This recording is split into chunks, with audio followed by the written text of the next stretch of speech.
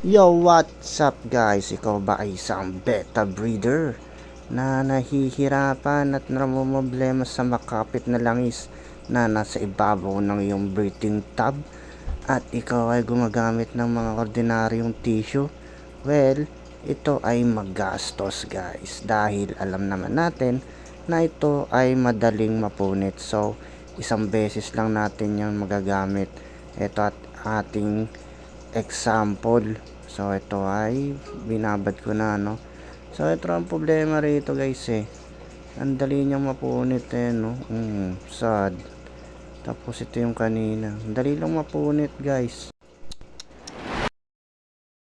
So guys, worry no more na dahil nandito na ang ating magic tissue. So yan, bakit naging magic? Well, ipapakita ko sa inyo kung bakit tinawag na magic tissue. So yan, tayo natin ilagay.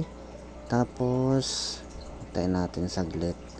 Ayan. So ito nga tinatanggal ko, kapal nung langis dito So delikado yan guys, kaya dapat natin tinatanggal. So ito, pipiga na natin.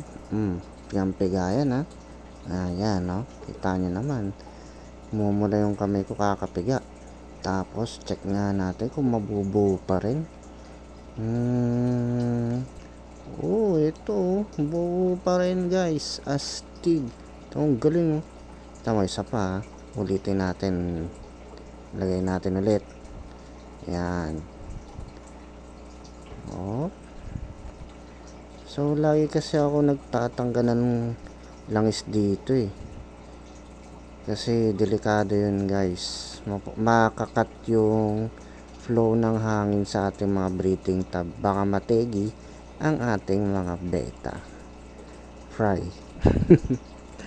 So ito guys, pangalawa na yan ito buo pa rin astig. Tayo saan nakakita ng tisyong ganyan. And yan, pagkatapos nyo gamitin guys, pwede nyo isampay na para lang damit. At pwede nyo ulit gamitin. So ayan. So try nyo na guys.